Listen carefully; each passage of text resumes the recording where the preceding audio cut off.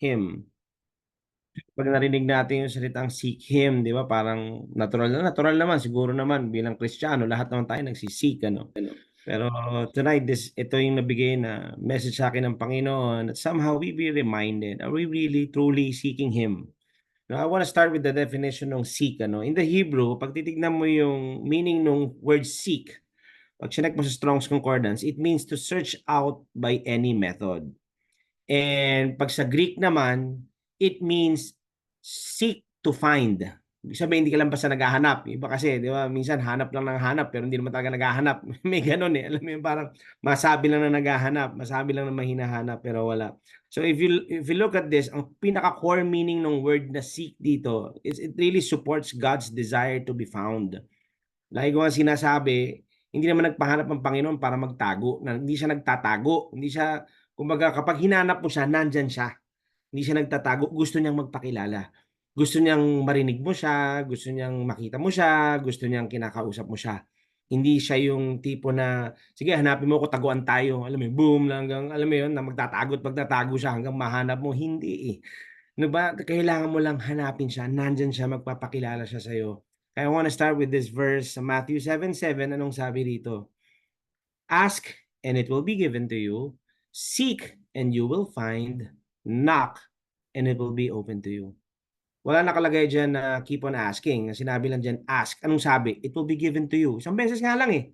Alam mo yun, kasi kapag nag-ask ka ng ilang beses na parang nagdadalawang isip ka na narinig niya ba ako? Hindi niya ata ako narinig. Paulit-ulit kang tanong eh. Sabi dito, ask, agad-agad ang sagot, and it will be given to you. At ang sabi naman dyan, seek and you will find. Hindi rin sinabi nila, hanapin mo ako kasi hindi mo ako makikita. No, seek and you will find. And then nakalagay rin dyan na knock and it will be open to you. Pag kumatok ka, bubukas yung, hindi yan yung tipong kailangan mo kumatok pa ng kumatok, di ba, para bumukas. Hindi eh. Alam nyo, pagka kumatok ka, bubukas at bubukas yan. And I tell you, when that door opens, no man or even the enemy or even Satan can ever shut that. Bukas yan para sa'yo. So seeking Him allows us to hear His voice on how we are to make it in our daily lives. Nakuha nyo ba yung ibig ko sabihin? Kasi minsan, tsaka tayo nagsisik kung kailan nandyan na yung problema. Bakit di tayo mag-umpisang mag-seek at magtanong sa Kanya at magtanong ng gabay even before the problem arises? Amen. So Matthew 6:33, ito yung binabanggit ni Brother Sergio kanina. So let's go there. Matthew 6 verse 33. It says here, but seek first the kingdom of God and His righteousness, and all these things shall be added to you. Seek first the kingdom. So tanong ko, where is the kingdom? It's within you. Amen. So wherever you go, bit-bit mo yung kingdom and His righteousness. Isik mo raw yung kingdom and isik mo yung righteousness. Pag nasik mo yung kingdom at naalala mo at na-remind mo yung sarili mo, oh, teka muna, yung kingdom is already within me. Nasa akin na. Na kingdom, so saan ako magpunta? Ang kingdom bit-bit ko. And I should seek His righteousness as well. So we have to remind ourselves all the time that we have been made right with God. Bakit? Kasi kapag pinapaalala mo sa sarili mo yan, alam mo that the condemnation, guilt, and shame has nothing on you.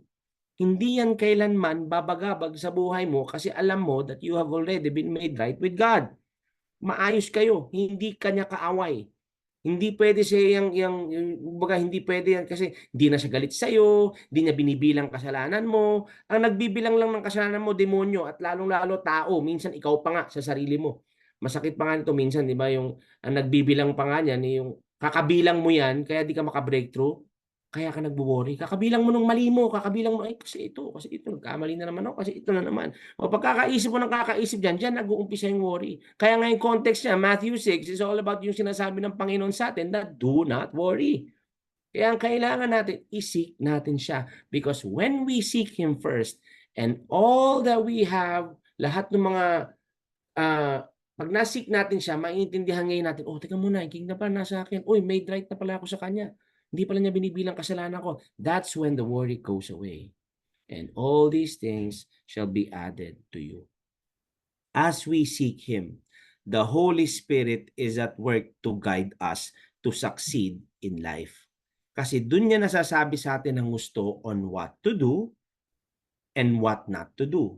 Where to go and where not to go. Kung sino dapat samahan mo, sino dapat na hindi mo samahan, may guidance ang banal na espiritu sa atin. Kasi alam mo, isa, dalawang beses mo lang samahan yung isang tao o kung sino man, mas kasabi agad ng Holy Spirit sa iyo, you're not supposed to be with that guy or with that girl or with that group of people. Sinasabi na kagad ng Holy Spirit sa iyo yan.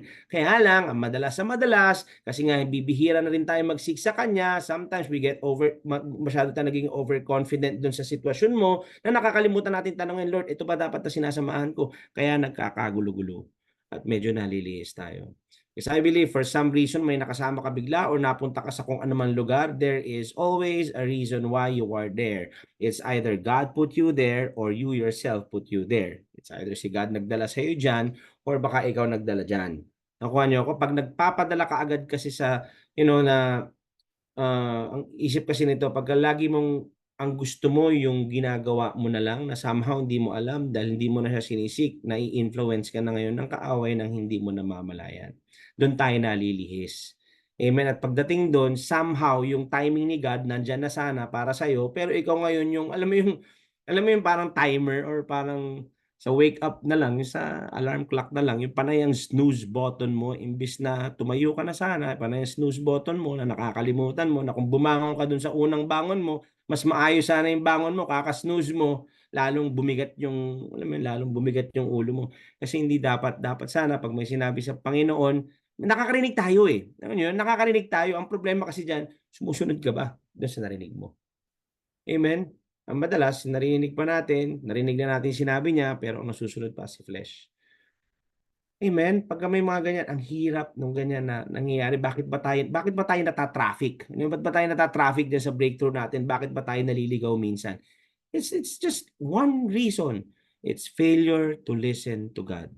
Parang Waze lang yan. Parang yung map lang yan. Parang yung GPS lang yan.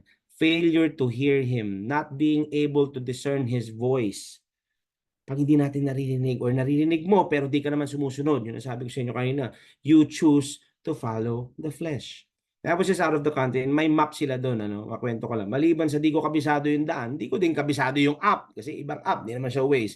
So I needed to turn on the voice ng map app. Kasi nga, hindi ako pwedeng mag-rely doon sa nakikita ko lang. So kailangan kong magsasabi siya beforehand kung saan ba dapat ako pupunta. Kasi nga, pag lumagpas ako dyan, napakalayo ng iikutin ko.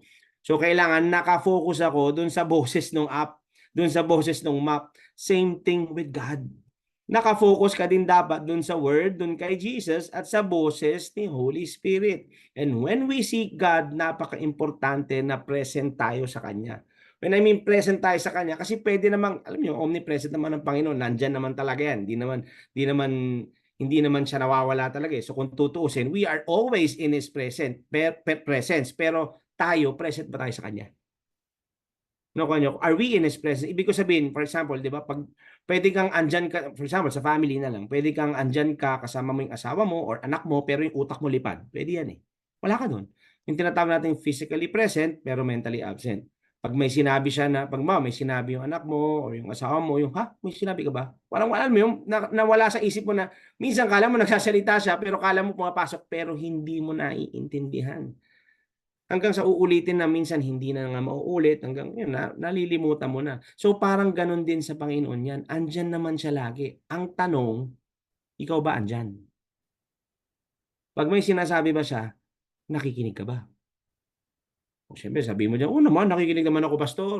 Rinig na rinig ko. My sheep hear my voice and I'm his sheep.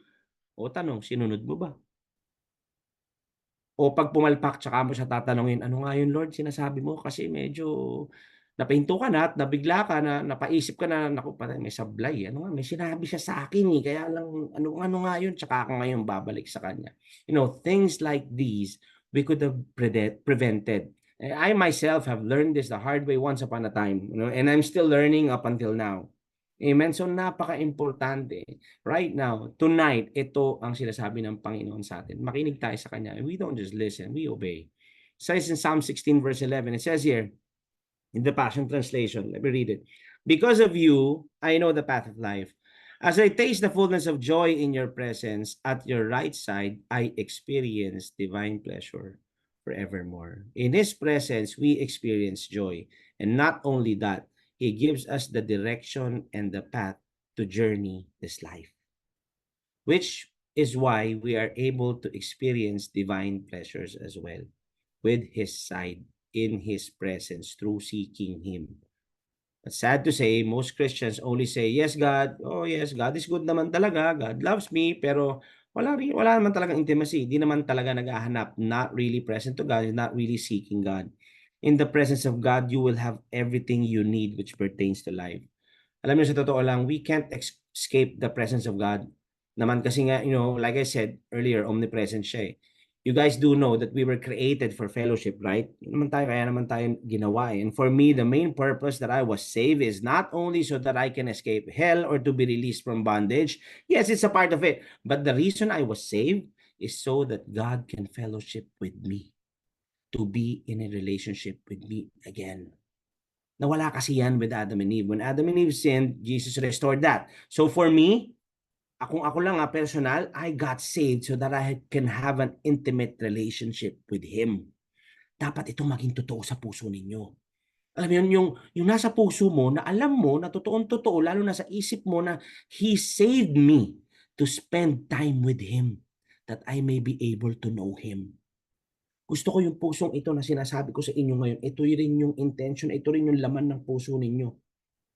Alam mo yun, ang Panginoon, sinave ako for this very reason. Nang sa ganon, maibigay niya sa akin at maturuan niya ako sa bawat hakbang ng buhay with regards to my calling, with regards to my purpose, yung mission, etc. Remember, guys, ang relationship, two-way yan eh. Hindi pwedeng one-way ang relationship. Walang relationship pag ganun. So, ibig sabihin, pag may relationship, two-way yan. I speak, God speaks. God listens, I listen. Two-way. Nakuha nyo, kaya alam nyo, kaya napakaraming tao na kontento na sa idol. Bakit? Ba't pa sila kontento sa idol? One-way yun eh. Ang ginagawa nila sa idol, sumbungan lang. Sila lang yung salita ng salita. Lahat ng gusto nilang sabihin, lahat ng gusto nilang, pag makaawa na gawin nila, lahat ng gusto nilang, lahat ng sama ng loob nila, ibubuhos lang nila. Pagkatapos sila ibuhos nila, alis na sila. Wala naman silang hihintayin sagot eh. Buhusan lang yun eh. That's why they like idol. Yun lang ang nangyayari. Yung mga rebulto, kung ano man. Ganun lang ginagawa niya. Tignan nyo, subukan nating magsalita yung idol na yun. Kung magtatatakbo yun. Ewan ko na, maliban dun, baka na pag nagsalita yun, hindi na uulit yun. Bakit? Kasi may mga sasabihin, pagka nakarinig sila, lalong-lalo na ang Panginoon, may sinasabi naman sa atin ng mga bagay na iiwasan, mga bagay na dapat baguhin, mga bagay na dapat ayusin. Kaya lang, problema sa atin, pag nagsalita na siya, Lord, ayoko mahirap yung pinagagawa mo. Ano yun? Ang tao ayaw makirinig ng hindi nila gusto. Which is why what we have as a born from God, as born again believers that has been saved, what we have is so precious. Mga kapatid, lahat tayo dito.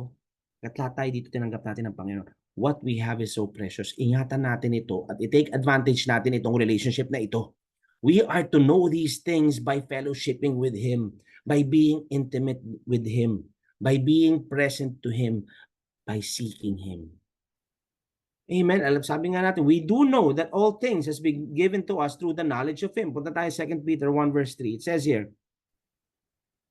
as His divine power has given to us all things that pertain to life and godliness through the knowledge of Him who called us by glory and virtue. Kung hindi natin siya kilala, kung mali ang pagkakakilala natin sa Kanya, kung hindi natin siya hinahanap, kung hindi tayo nakikipag-usap sa Kanya, kung hindi natin binabasa ang Kanyang salita, and we are not even spending time to even seek to know Him more, paano natin malalakaran yung power na tinutukoy dito? Knowing God is not just attending church or even having to memorize the Bible in Greek or in Hebrew. No, it's not. Knowing God is having a personal and intimate one-on-one relationship with Him. I want to read in the NLT version. Sabi dito, by His, next slide, by His divine power, God has given us everything we need for living a godly life. We have received all of this by coming to know Him, the one who called us to Himself by means of His marvelous glory and excellence.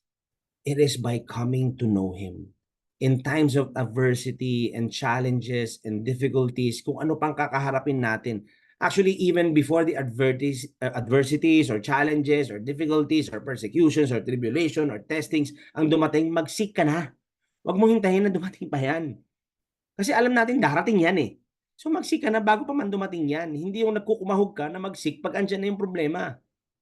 Remember guys, seeking Him equips us for things to come. Protected na isip mo, nakasangga pa siya. Paano? Kasi nga nag-seek ka. Pag nag-seek ka, may maririnig ka. Pag may narinig ka, susunod ka. Pag sumunod ka, safe ka. Naku niyo ako, hindi yung pag andyan na, tsaka ka magsisik, tapos yung tipong pasikip na ng pasikip, yung parang all sides are, parang all sides are coming in on you. Naku, naku, no, sandali lang, wait lang. Ayun, saan ba tayo? Yung, alam mo yung parang pasikip na ng pasikip yung mundo mo, ganyan nangyayari kasi nga sa sobrang dami ng problema. Alam mo, napakalaking difference niyan if you truly know God. Kasi kahit pag may dumating yung pagkakataong ganon, sa ibang tao bigay na eh. Pero ikaw may peace. Bakit? Because you got to know God. And He said He'll never leave you nor forsake you. Alam mo yung John 3:16, pag naging totoo sa inyo yan, alam mo yung for God so loved the world that He gave His only begotten Son, maging totoo lang sa inyo, gawin yung personal, for God so loved me, that He gave Jesus for me, that He died on the cross for me, so that I may have eternal life.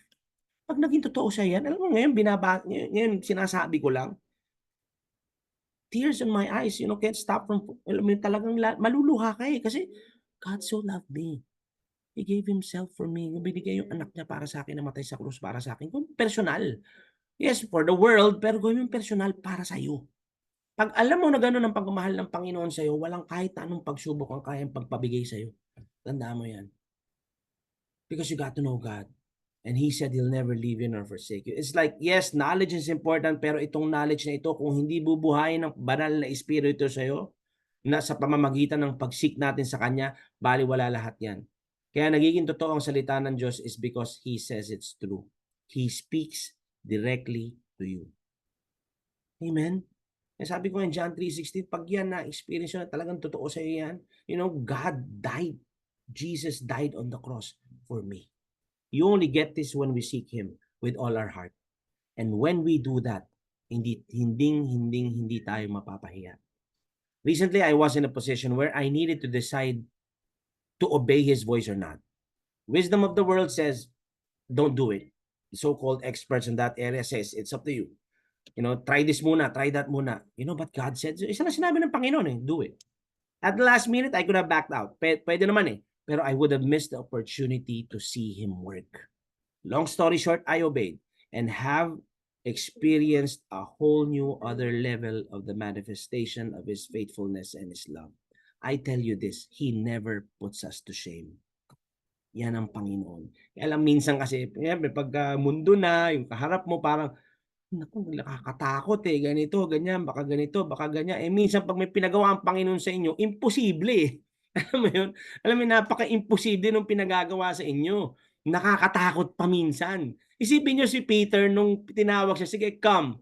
Tinanong ni Peter, diba, come, sige, punta ka rito. Hindi naman siya tumingin, nakakatakot yung hindi siya tumingin lang siya kay Jesus. Di ba, na tumingin lang siya kay Jesus. Only then na nagsimula siya lumubog kasi tinanggal niya yung mata niya kay Jesus. Pero kung tayo titingin lang kay Jesus at alam natin na, teka muna, pinadala niya nga yung anak niya para sa akin para mamatay sa krus. So, ibig sabihin, mahal na mahal niya ako. May ipapagawa ba naman siya sa akin na ikapapahamak ko? Wala, di ba? So, napaka-importante ng obedience natin sa sinasabi ng Panginoon. Amen? So, kung ano man niyang pinoproblema mo ngayon, inuna mo man yung flesh mo, or nadapa ka, I want to remind you, when you seek Him, di ka mapapahiya. When we go look for Him and seek Him in everything that we do, desisyon mo sa buhay or kung ano man yan, when we look for Him, may sagot naman siya eh. Kung minsan akala mo lang tumatagal na parang minsan akala mo walang sagot. Alam nyo bakit? Because there are times na tiwala na si God dun sa desisyon mo. Yung desire mo na gawin yun was already His desire that was put in your heart. Why? Because we're delighted in Him eh. Amen? Ang sure dito, we just have to look for Him sa bawat bagay. God, asan ka dito? Asan ba rito yung pinagagawa mo sa akin? Oo nga pala, ito yun. Ako nyo ako? Let me go to Jeremiah 29 verse 13. I want to read this to you in the Message translation. When you come looking for me, what did He say? You'll find me. Pag naghanap ka, makikita mo ako. Hindi pwedeng, pag naghanap ka, magtatago ako. Hindi niya sinabing gano'n, "When you come looking for me, I'll hide." Hindi eh. Sabi niya, "When you come looking for me, you'll find me." Yes, when you get serious about finding me and want it more than anything else, I'll make sure you won't be disappointed. God's decree. I'll turn things around for you. I want you to meditate on this very verse. I want you to put this into your heart. Hanapin niyo siya ng totoong-totoo sa mga puso ninyo. Sinasabi ko sa inyo, babalik ta rin niya lahat na nangyayari sa buhay niyo. Kung sa tingin mo parang ang gulo-gulo na ng buhay mo ngayon, parang ba't ganito, nagsisik naman ako Lord, ba't ganito? I-seek mo talaga siya na more than anything else. I'll make sure you won't be disappointed. That's God's decree. I'll turn things around you. I'll turn things around for you. No, the reason why Christians mess up sometimes kasi di naman talaga sila nagsisik eh. Seek natin minsan, makabasa lang, parang checklist lang, okay, tapos na, makapag-lead lang, okay na, to the number 2, number 3, done. Alam mo yung gano'n? Na minsan may mga iba na parang nagsisik lang para may maituro lang. Is no. We have to seek Him araw-araw. His bread is, yun ang pagkain natin eh, yung word niya. Yung bread. It's the bread of life. Amen, diyan tayo nabubusog. Pag hindi tayo busog diyan, wala tayong maibibigay sa iba. Magtataka ka ba't wala kang maibigay kasi wala kang kinakain eh. Amen? So, anong nangyayari, nagiging works, hindi yan hinahanap ni God. Alam niyo, hindi yung works mo ang hinahanap ni God. Of course, lumalabas na lang yan, it comes out of us when we receive Jesus Christ. Totoo yun. Pero hindi yun ang hinahanap ng Panginoon. Alam niyo kung anong hinahanap niya? It's just faith. It's fellowship. In the New King James, I want to read it to you. Next slide. And you will seek me and find me. Again, and you will seek me and I will hide hindi and find me when you search for me with all your heart. When you search with all your heart, yung puso talaga, yung isip mo, yung puso na nakaset na hanapin si God. Pag buong puso mo siya isik, di naman siya nagtatago, andyan sa palagi. Kaya di natin marinig kasi yung isip mo nasa iba. Malayo. Tulad kanina sabi ko 'di ba, nasa bahay ka na pero yung isip mo nasa trabaho mo pa. You will never get to have that moment with the family if you're like this.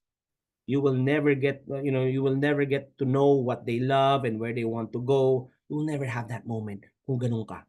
Yung nandun ka lang just for the sake of being there. That's not it. You have to be really there in the moment. Hanggang ganyan magugulat ka na lang tumatanda na kayo na wala na, hindi mo na pala siya nakilala ng husto. Alam mo yun, "Ay gusto mo pala yan anak, hindi ko alam, favorite ko pala yan sweetheart," mga ganyan. Hindi ko alam, Pero every time naman nila sinasabi sa'yo at lagi mo naman nakikita na parang nagugustuhan nila, favorite naman, pero hindi mo alam. Bakit? Kasi lipad ang utak mo. Yung mga small moments na kumakain kayo, sabihin ng misis mo or anak mo, "Wow, sarap nung adobo, favorite ko 'to." Hanggang ngayon di mo pa alam na favorite pa ng anak mo adobo, bigat niyan, men. I'm not saying this to condemn you, okey? Pero I just want you to be reminded na kung sa pamilya natin nangyayari yan, minsan nangyayari din yan sa Panginoon. Bakit? Kasi we're not really present to Him. Lipad yung mga utak natin. Do you guys get me? I hope you're getting me. Same thing with God. Anak, sinasabi ng Panginoon, "Anak, gusto ko sana andiyan ka sa gusto ko sana andiyan ka, eh. Gusto ko sanang yan yung gawin mo, kasi yan yung purpose mo, eh." Pero hindi ka nakikinig, eh. Tumatanda ka na't lahat sa pagiging Kristiyano, nagtatanong ka pa din ng purpose mo, eh, sinabi na sa'yo, eh, you were just not in the moment. So right now, in the name of Jesus Christ, I know that the Holy Spirit is reminding you tonight, what are those things na baka nakaligtaan nating pakinggan. Walang ibang gusto ang Panginoon sa atin kundi ang ikabubuti natin. He wants His dream for us to be fulfilled. Amen? So, papaano natin mafu-fulfill yun kung hindi natin siya sinisik, kung hindi natin siya tinatanong? Eh, sinabi na sa'yo, eh, you were not just in the moment. Alam niyo, yung pagkausap mo naka-headphones, 'di ba parang gano'n? Minsan kausap mo akala mo nakikinig naka-headset pala, walang naririnig. Nung tinanong mo ba't 'di mo ginawa? "Ay, may sinabi ka ba? Hindi ko narinig, eh." Gano'n ang nangyayari sa atin minsan. Basahin ko 'to sa Tagalog, next verse, next slide. "Kapag hinanap ninyo ako, ako'y inyong matatagpuan." Kaya paulit-ulit kong binasa ito sa different versions, kasi I want to make sure that you understand it. Na kapag hinanap natin siya, hindi siya nagtatago. 'Pag hinanap natin siya, kung may tanong ka sa kanya, yung sagot niya hindi niya itatago sa'yo, ibibigay niya. Kung buong puso ninyo akong hahanapin, buong puso. You see, God is saying, "Andiyan naman ako, pero dahil hindi mo ako hinahanap, hindi mo ako makita." Alam niyo yung minsan naghahanap ka tapos hanap ka ng hanap pero di mo mahanap talaga kasi anong ginagawa mo? Bibig ang pinanghahanap. May ganyan, 'di ba, lalo sa mga bata. Bibig ang pinanghahanap, ngawa ng ngawa. "Asan mo yung ito, asan mo yung ito?" Eh, bibig ang pinanghahanap mo, gamitin mo mata. In terms of God, gamitin natin puso natin para hanapin siya. Actually, hindi siya nagtatago, nandiyan. Ang sinasabi ko lang hanapin is yung mga ipagagawa niya at yung mga sagot dun sa mga pinagdarasal natin at mga pinoproblema natin. Amen? Madalas parang ganyan tayo, 'di ba, nagmamakaawa pa, "Ano ba 'to, 'di ba, ba't ganito?" Pero 'di natin hinahanap si God, andun yung sagot. "Tulungan mo ako, parang awa mo na." May mga ganyan, 'di ba? Sabi lang niya, ano, sasabihin lang ng "You know, I did help you. I gave you Jesus. Seek me and you shall find. Knock and it shall be opened." Andito ako. That's what God telling us tonight. Kailangan maging personal. Alam natin God is everywhere. Importante dito mailagay mo sa puso at isip mo that God is not just everywhere. He is here with me, in me. Yung tipong one-on-one, yung alam mo, kahit saan ka pa, sa bahay mo, sa labas, nagda-drive, you can have this moment with Him. You can always have this moment with Him. Amen? And this gives you peace that cannot be explained. Yung tipong kung may mga nagawa man mali, not necessarily sin, mga maling desisyon lang, yung being intimate with Him, nare-reveal ito eh. Pag na-reveal niya, okay, 'di ba, parang akay-akay niya tayo. Ituturo niya sa atin papaano natin maaayos. At natututo tayo sa mga bagay para di na maulit. Yun yung nangyayari 'pag sinisig natin siya. And in His presence, as we are intimate with Him, fellowshipping with Him, di ka na magwo-worry. Why? Kasi He reminds us na hindi niya tayo iniiwan magpakailanman. Wanna read this Hebrews 13:5b on the Amplified, next slide. For He, God Himself, has said, I will not in any way fail you, nor give you up, nor leave you without support. Yan, binold ko pa yan. I will not, I will not, I will not in any degree leave you helpless, nor forsake you, nor let you down, relax my hold on you. Assuredly not. Tatlong beses niyang sinabi yan. It's like God is talking to us tonight, saying these words, saying His words. Hindi kita bibitawan, anak. Ni hindi ko ire-relax yung mga kamay ko na humawak sa'yo. Andito lang ako. Alam niya mahigpit ang hawak niya, pero kung tayo yung bibitaw, wala naman din siyang magagawa eh. Desisyon natin yun eh. Pero alam niyo, kahit gaano kalalim yung kinalaglagan mo nung bumitaw ka, iaahon ka pa din niya pag gusto mo na. Kamay niya andyan pa rin para ibangon ka muli. Ganyan niya tayo kamahal. At lahat ng yan, marireveal lang sa atin yan if we start to truly seek Him. Guys, andyan siya, good times, bad times, andyan siya eh. Alam niyo yun, andyan siya. Ang kailangan mo lang magpasalamat na kahit may bad times, alam mong iaalis ka niya sa bad time na yan. At ituturo niya sa'yo kung kasalanan mo man o pagkakamali mo man, ba't napunta ka na sa bad time na yan, ituturo niya pa rin sa'yo na, oh, ito yung nangyari. Oh, hindi ka niya sisisihin, ha? Hindi ka niya sisisihin. Ganyang ka-loving si Holy Spirit. He corrects us lovingly. Amen? Ipapaliwanag niya sa atin ng maayos yan. Ganyan tayo kamahal. Amen? Never kang nag-iisa. Isip mo lang mag-isa ka pag naalis mo yung focus mo sa kanya.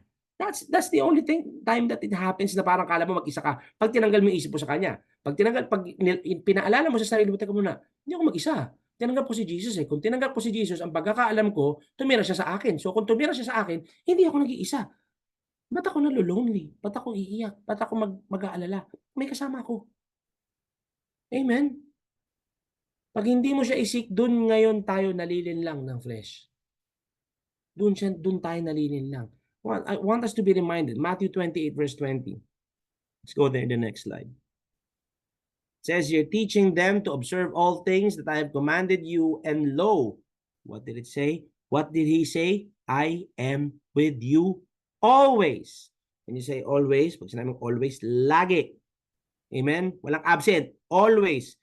Even to the end of the age. Amen. Hindi ka na iniiwang, kapatid. So kung ngayon somehow biglang naisip mo na parang akala mo mag-isa ka na, the Lord is reminding you tonight, "Anak, andito ako. Hindi kita iniwan at hindi kita iiwan." I wanna read this in the Message translation. Next slide. "Then instruct them in practice of all I have commanded you." I want listen to this. "I'll be with you as you do this day after day after day, right up to the end of the age." Pag di ka pa naman ba naniwala na hindi siya nawawala diyan sa tabi mo, sa load mo, ewan ko na lang. Sinasabi ng Panginoon sa'yo, "Anak, everyday kasama mo ko. So never kang nag-iisa. Andiyan siya lagi." Ang tanong lang diyan, alam mo ba? Andiyan ka ba? Are we sincerely seeking Him or renewing our minds who we are in Him and what we have in Him? Kung iisa-isahin mo yung Psalm 139, andun siya lagi, walang namamagitan sa atin, walang puwedeng humiwalay sa atin sa Panginoon. Ang harang lang diyan, alam mo kung ang harang, yung flesh lang naman, eh. 'Pag tumigil tayong maniwala kung anong meron tayo sa pamamagitan ng Panginoong Hesukristo. Amen? So, anong dapat nating gawin? Focus, keep our eyes on Jesus, and keep our mind stayed on Him. As in, iparada mo sa Kanya. Nakuha niyo ako, iparada mo sa Kanya yung isip mo. Mag-park ka diyan. Isaiah 26 verse 3, it says, next slide, "You will keep him in perfect peace, whose mind is stayed on you, because he trusts in you." Sabi niya, if your thoughts are fixed on me, sigurado ka, I will keep you in perfect peace. Sobrang dami dito sa mundo na gusto ng attention natin. Okay? Ang daming nanakaw ng attention natin diyan, eh, 'di ba? Social media lang, kung ano man, lumabas ka lang ng bahay, mapunta ka lang ng San Juan, mababasa ka o whatever, alam mo yung mga ganyan. Madaming kukuha ng attention mo. Tapos ikaw naman, sobrang makikita mo sa Facebook, "Uy, napakasama naman itong mga 'to." Maraming kukuha ng attention mo, eh. Pero ang sabi ng Panginoon, "Keep your mind stayed on me." Kahit nga minsan nasa church ka na or in a Bible study, may iba ka pa ding iniisip, bit-bit mo pa. And you shouldn't do so. We better ask ourselves this. Ito, tanungin ko na lang kayo ngayong gabing ito. Ano ba ang madalas nating iniisip? You don't have to answer. Ikaw na lang, sa'yo na lang. Ano ba yung madalas na naglalaro diyan sa isip mo? Ngayon lang, recall nyo lang, try nyo lang, subukan nyo lang. Ano ba yung madalas na nasa isip mo? Ano bang laging iniisip nyo? Yun, para lang alam nyo. Gusto ko lang malaman at gusto ko lang tanungin kayo, ano ba yung laging nasa isip ninyo? Kasi kung ano man ang naging sagot nyo ngayon, na lagi nyo iniisip, ibig sabihin, doon naka-fix yung thoughts natin. Amen? Yun lagi mo inisip, eh. So, ibig sabihin, nakaparada yung isip mo doon. Pero sabi ng Panginoon, iparada mo yung isip mo sa akin.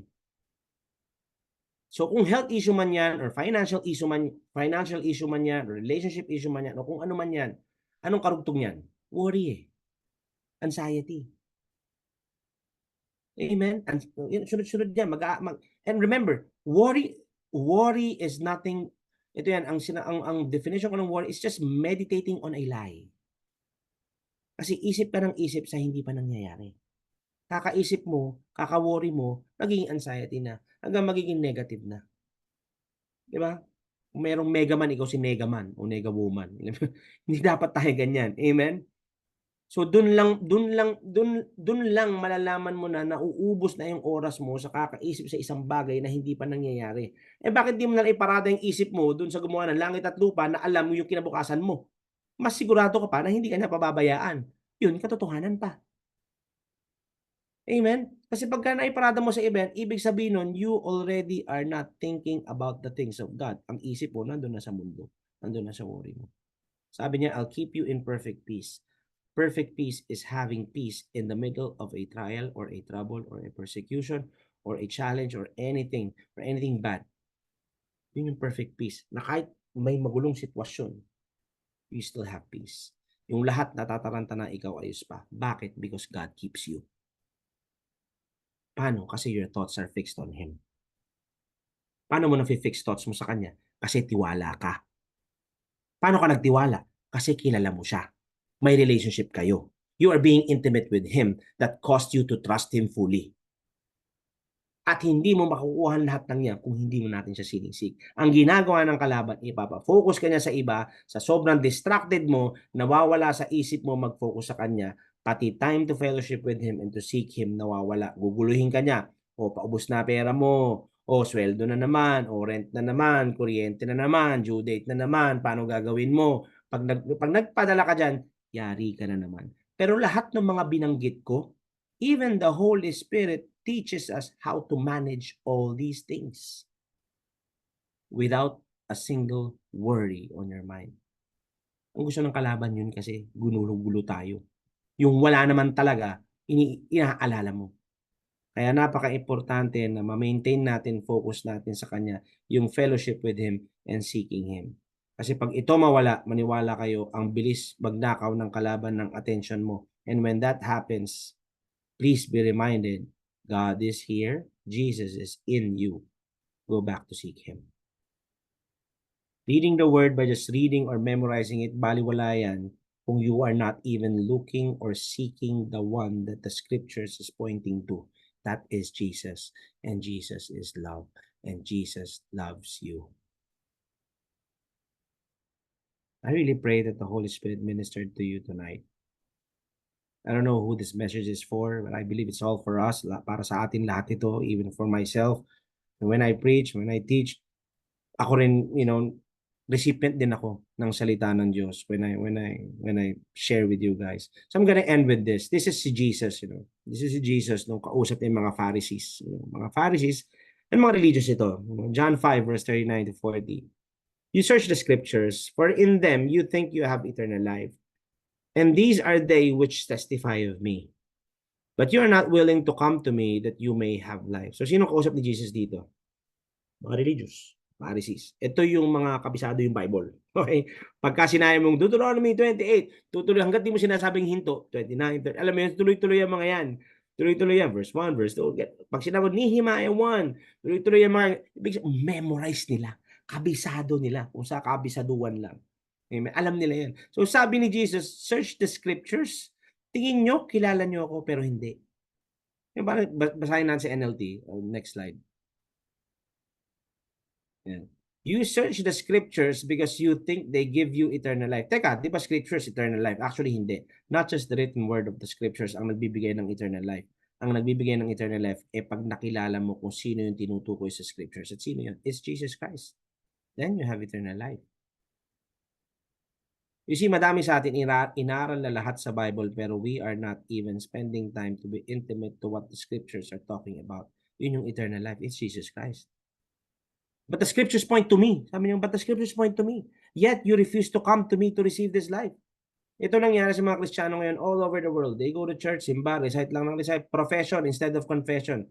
I love, Pastor James has a teaching about this. Soon we will upload it. Napakaganda nung pagkakaturo niya rito, profession and confession. Basa lang ng basa. After magbasa ng salmo, tugon. I don't mean to insult, pero yun lang eh. Memorize turo, pero hindi man lang nila ma-realize na yung binabasa nila is talking about a supposedly relationship with Him na hindi natin ginagawa. Let us be intentional in seeking Him. Para sa atin din naman ito, mga kapatid, wala tayong talo dito. Wala kang talo. After this teaching, mamaya pagtapos natin, try pausing for a while and maybe meditate, seek Jesus, worship Him, thank Him. Recall mo yung mga panahon na di siya nagkulang. Alam mo yun? Yung mga panahon na nangailangan ka na, alam mo, the last minute, andyan siya. Alam mo yun, minsan hindi mo pa hinihingi, nasa isip mo palang andyan na. Recall mo yung mga yun, yung mga panahon na nangailangan ka at natugunan niya. Because this is how we bless the Lord. Remember, we already have been blessed. Siya naman i-bless natin by thanking God, by thanking Him and believing Him. Tayuan natin yung faith na pinaniwalaan natin. It's the only thing that pleases Him. Ano mararamdaman, ito na lang, ano mararamdaman mo pag pinasalamat doon sa mga may anak sa atin dito? Ano mararamdaman mo pag pinasalamatan ka ng anak mo? So kung wala mga anak dyan, pamangkin or nanay or tatay, pag pinasalamatan ka nila na bigla lang out of nowhere, kinis ka, uy, thank you, alam mo yung gano'n, ng anak mo, ganyan, pamangkin mo, may naalala siya na kabaitan mo or regalo mo, na biglang naalala niya lang, uy, yung mga time na ganito ka sa akin, thank you, gano'n. How would you feel? Blessed, di ba? You'll feel blessed. So that is what happens to God then kapagka that's how we bless Him. We thank Him. We thank Him by reminding ourselves that He died on the cross for us. Nandiyan siya para tulungan tayo ialis dun sa mga problema natin. Amen? I'm gonna end with this verse. This is my last verse, Hebrews 11 verse 6. It says here, "But without faith it is impossible to please Him. For he who comes to God must believe that He is, and that He is a rewarder of those who diligently seek Him." Hindi natin na goal yung reward because receiving Jesus is already a reward. Rewarded na talaga tayo.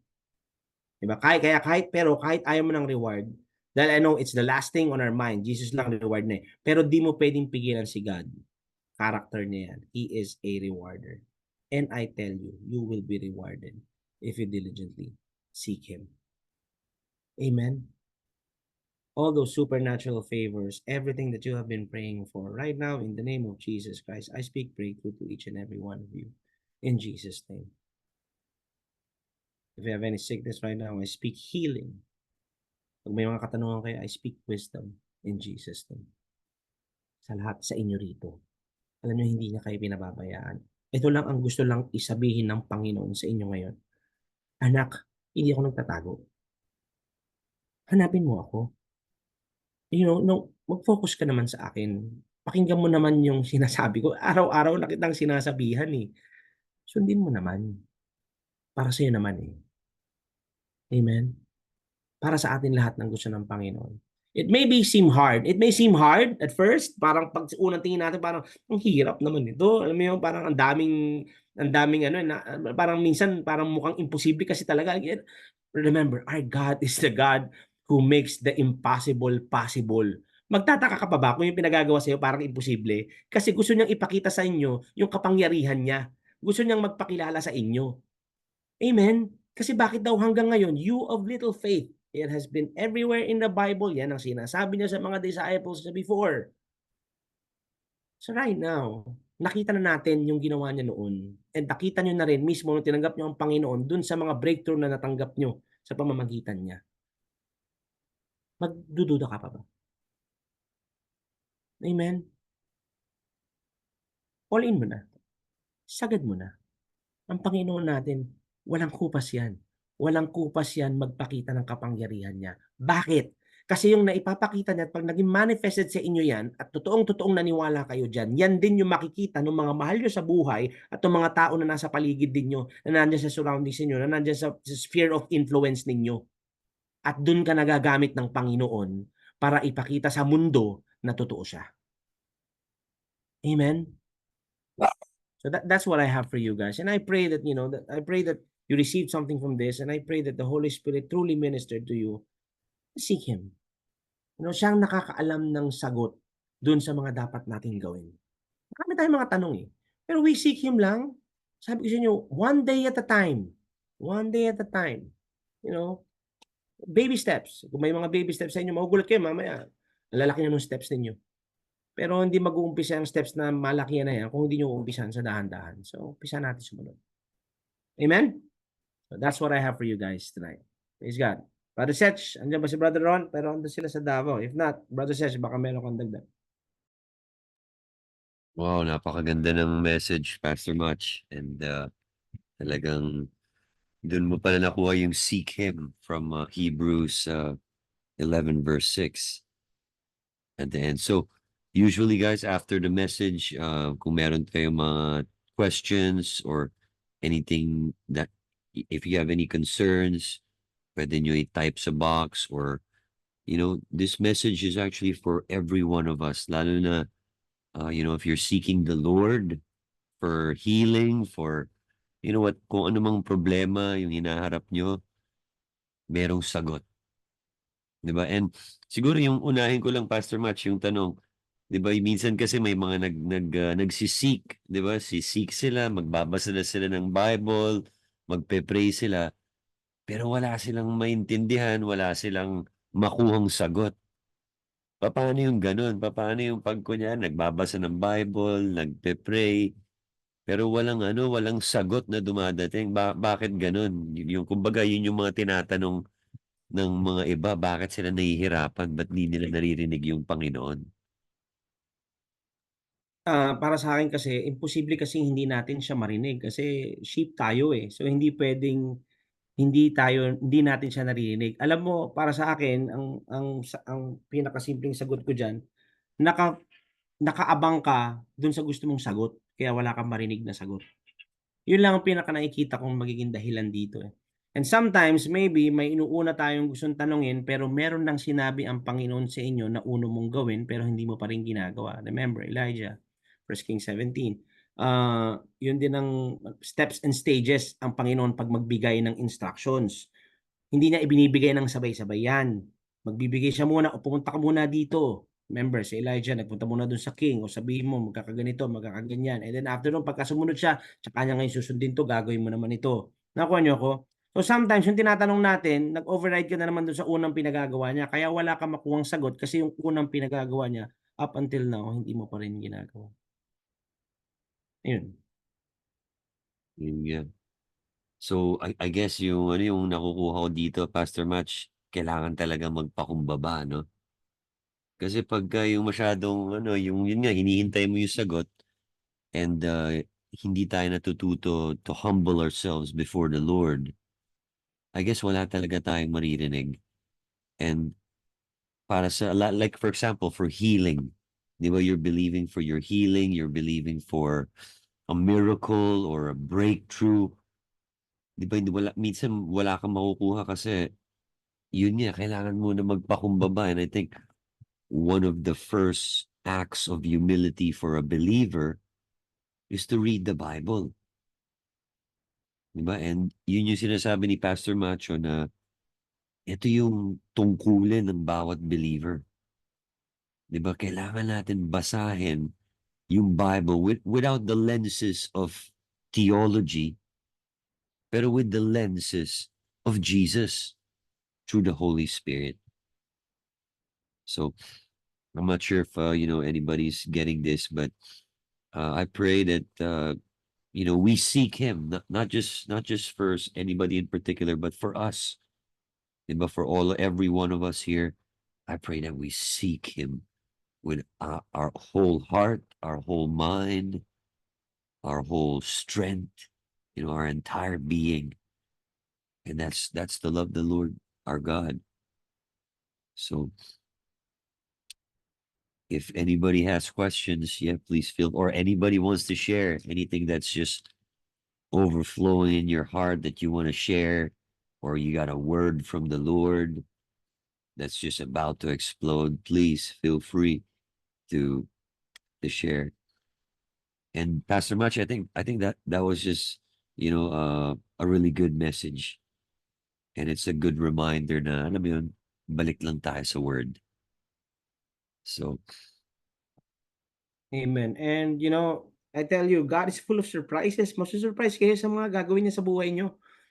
Kaya tuloy-tuloy lang ang pagsiki, don't give up, don't quit.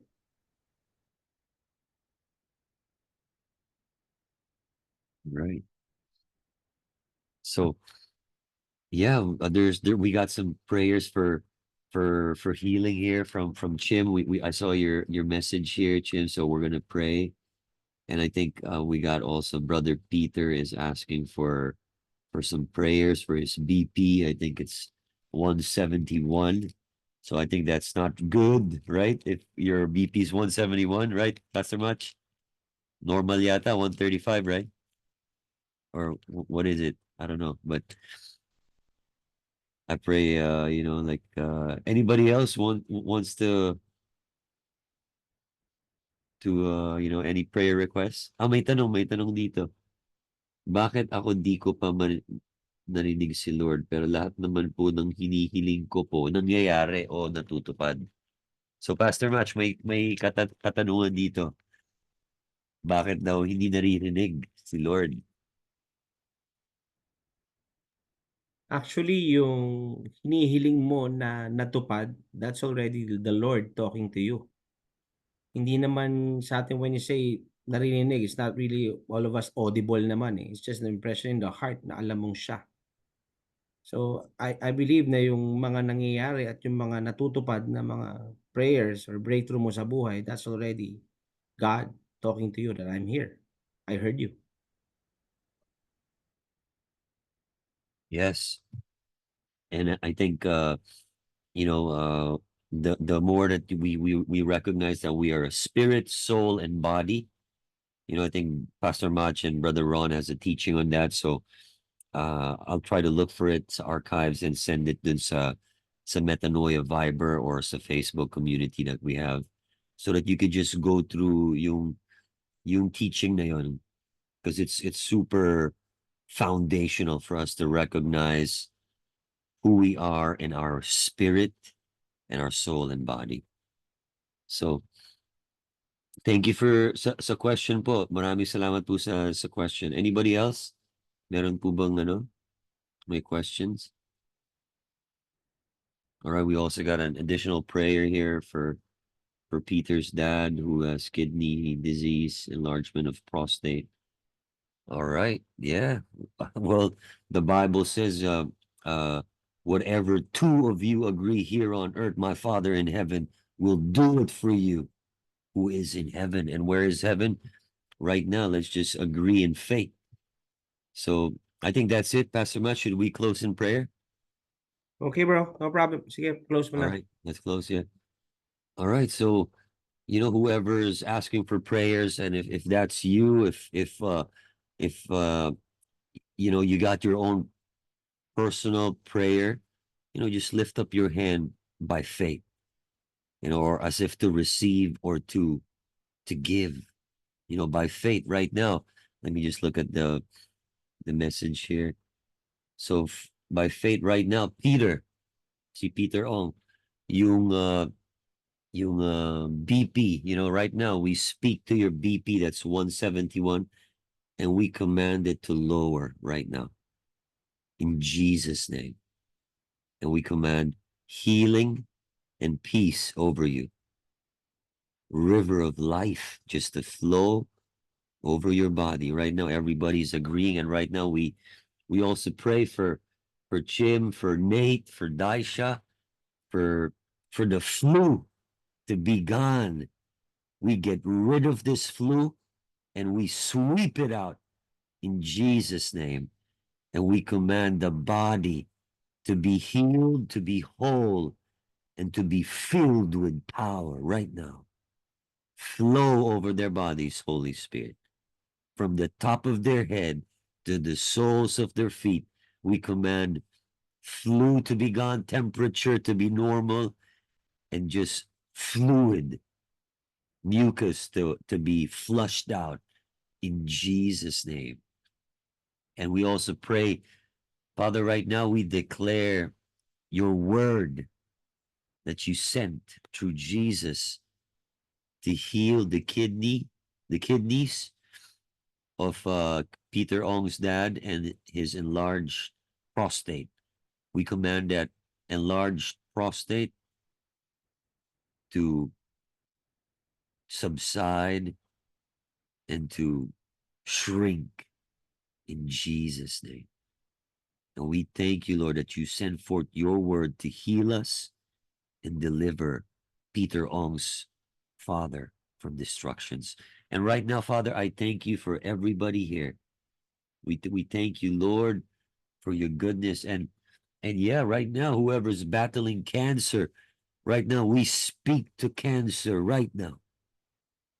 Cancer, you are defeated. Whatever type of cancer you are, we curse you right now. We curse that cancer. And it was hung, we declare that it was hung on the tree and it died along with Jesus.